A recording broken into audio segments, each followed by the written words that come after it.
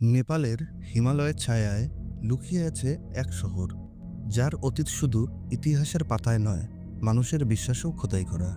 আজ থেকে বহু শতাব্দী আগে এখানে ছিল এক গভীর জলাশয়, যার অন্ধকার জলে বাস করত অগণিত সাপ।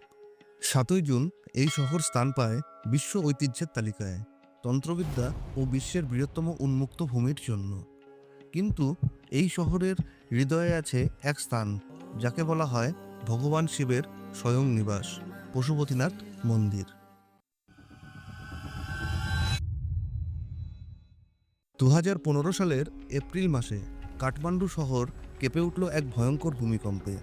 মুহূর্তের মধ্যে ঘরবাড়ি সব মাটির সাথে মিশে গেল। প্রায় ৯০০ প্রাণ থেমে গেল এই যন্ত্রণার ভেতর।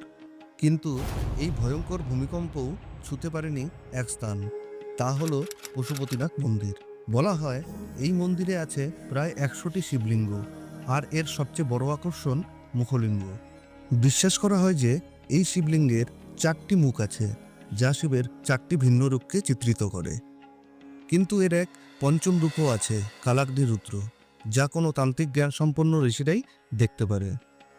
আবার নেপালের মহাত্মা অনুযায়ী একদিন ভগবান শিব হরিণের রূপে বাগমতী নদীর তীরে বিশ্রাম নিচ্ছিলেন। ভগবান বিষ্ণু এসে সেই হরিণকে ধরার চেষ্টা করলেন, কিন্তু ধরতে গিয়ে শিং ভেঙে মাটিতে পড়ে যায়। আর সেই স্থানেই আবির্ভূত হয় এক শিবলিঙ্গ। এটাই আজকের মুখলিঙ্গ, পশুপতিনাথের সবচেয়ে বড় রহস্য। পশুপতিনাথ ছাড়াও আরও একটি জায়গা ছিল, যা ভূমিকম্পে সম্পূর্ণ নিরাপদ ছিল। আছে এক কুমারী ঘর, এক প্রাসাদ, যেখানে বাস করে জীবন্ত দেবী। মাত্র ৫ বছরের এক মেয়ে হঠাৎ করেই পরিবার থেকে আলাদা হলো, প্রবেশ করলো এক অন্ধকার ঘরে। মৃদু প্রদীপের আলো, পুরোহিতের মন্ত্রোচ্চারণ আর আশেপাশের এক অদ্ভুত ভয়। হঠাৎই তার শরীরে প্রবাহিত হলো এক অদৃশ্য শক্তি। ভয় মিলিয়ে গেল, মনে হলো তার ভেতর অসীম বল এসে গেছে। পুরোহিত চোখ খুলে বললেন, এটাই মা দুর্গার শক্তি, যা তোমার ভেতর ছিল, আজ জাগ্রত হয়েছে। রহস্যের এই দরজা একবার খুললে পেছন ফেরার পথ নেই। আমরা আনবো এমনই সব অদেখা কাহিনী, যা ইতিহাসও ফিসফিসিয়ে বলে, যা চোখে দেখা যায় না, কিন্তু অনুভব করা যায় প্রতিটি শ্বাসে।